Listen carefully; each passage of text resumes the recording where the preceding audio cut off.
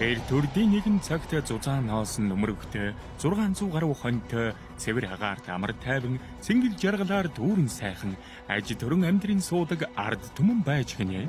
Хав хав гэж хуцхад хавийн амьтад үргэдэг, хов хов гэж хуцхад хамаг олноороо цочдөг, элдв мууг хөөн зайлуулдаг 92 банхаар 8 өгөрдөм гөлөгтэй болжээ. Нэг нь бусдаасаа жижигхэн төрж гинэ. Аав ээж хоёр нохоо ард олноо үрстэй даатгаад ажилд эзэдтэйгээ хамт явжээ. Ахан дүүс гэрээ сахих амлалт өгөн тэндээ үлджээ. Зоригт нохоо. Хөөрхөн бяцхан гөлгнүүд хөөцөлдөж хоорондоо тоглоно. Хөөрхий бяцхан дүүн хамгийн сүүлд хоцорно. Хатан ээж хаан аавынхаа хамаг сайныг шингээж төрсөн билээ би. Бэр чадал би бэлдраараа би та нараас мундаг үлээ. Ах минь, та хэдий биднээс томч гэлээ. Адилхан эцэг ихийн үрс билээ бид. Алгалж бусдаа өнгөрч хараатан шиг зан гаргах хэрэг юу? Аймхаа бяцхан дүүмэн чи ахынхаа өөдөөс юунд хуцнав? Тийм мундаг сүрхийн юм бол чи тэнгэр дөргиж газар чичиртэл тийм чангаар хуцаадал. Тэгвэл би чамайг ахаа гэж хүндлэе. Хэмээн том ахан сүртэй хэлэхэд томоогүй дүүн ахтаа зөвшөөрөөд хамар хамаа ярвайлгаж хавирх цээжээ төвийлгэж хамаг байдгаараа хуцтал хариугүй аваа гарав. Ах их чин тэрнийг шоолж ахин дахин чангаар инээлдэв. Бяцхан гөлөг тэдэнд дургуйлгэж буруу гэдгийг батлахыг хүсчээ. Би минь жижигч, бэлчээр минь том шүү.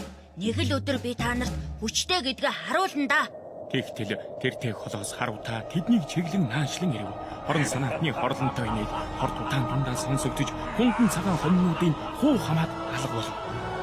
Баатар зоригтой гэдгээ батлан харуулах цаг минь боллоо. Гээд харуутааг холдон одоход хамгийн бага нь араас нь хөөлөв. Хөөрхий гөлөг хөөцсөн халтар хойгоор хөөж хуцаж нилээн ирэв. Бараан харуутаад хүн бараа сургахгүй алга болсон байлаа. Хундан цагаан хоньнуудаа хулгайчаас заавал буцааж авандаа би. Гээд хамар хоншороо сар тайлган хожуул мөчрний дээгүүр доогуур үнэртэж хайж явсаар үүр гэрийг олж харав. Хүн амтэн амьдрахад бэрх хүйтэн хөндийн тэр газар адгийн хулгайч урд гартны ахуу гэр нь мөн ажээ. Тийшээ яваад ортол төмөн янзын араа эргэлдэж байлаа. Хөө тортогт хар хулгайч хундан цагаан хоньнуудаас нэгийг авч ар зайж сар зайсан төмөр амбаар руу албад нь тууж хөөн оруулав. Үйл явдлыг гөлөг хараад өмгөөлөн хамгаалахаар үсрэн очлоо. Хэр талбандаа дарагдсан хийтэй хар хулгайч чамаас хундан цагаан хоньнуудаа буцааж авахаар ирлээ. Хурдан түргэн тэднийг сулал гэж архирэн төрхрэн хуцхад. Яла гинэ. Яасан их дүүтэй гөлөг вэ? Болчмор шовооч үрг хайргүй. Бог найдуу дуугаараа айлгаж намайг дөнгөн гэж арай чи бодоогүй бидтэй. Хэмээн шоолон инээлээ. Бяцхан гөлөг хэдий давжаач биендээ баймааргүй зоригтой байлаа. Эр зориг юунаас ч хүчтэйг илэглэн шоологч мэддэггүй ажээ. Аав ээжийн захиасыг санаж ах ихчийнхээ үгийг бодож хамар амаа ярвайлгаж байгаад хавирга цээжээ төвийлгөөд урт амьсгаа аван ууртаа хэд хуцаж оргилоо. Өндөй цуурай түүгээр хатаж хүчтэй дуу энэ тэнд саргиж хамаг юмс тажигнэн чичирч хар хүн айж сүрдэв. Дахиныг чангаар хуцахад дайн дажин дэгдсэн аятай төмөр дөрвөлжин цамхган хүчгэн нурж сүүл боллоо. Бяцхан гэж би чамайг буруу хэлжээ. Төмөр байшинг минь нураачгалгүй тогтож хайрлаач дээ. Олон жил зүтгэж байж баярсан юм. Ойлгож намайг өрөвдөөч дээ. ухаас чи одоо л нэг ухаан орж байна уу? Хүний хөдөлмөрийг хулгайлчхаад өөрийнхөөгөө харин хармалж байх шүү. Үгүй. Үнэндээ энэ хулгай бишээ. Үсгийг авч хаад л өгөх гэж байсан байхгүй юу?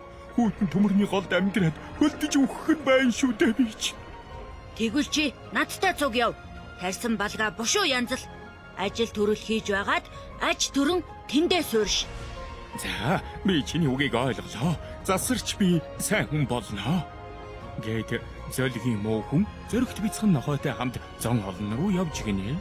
Өчүүхэн жижигхэн бийтэй, өөртөө баймааргүй тэнхээтэй, зовсон холонд тустай зөрөгт нохойн үлгэр энэ хөлгөө.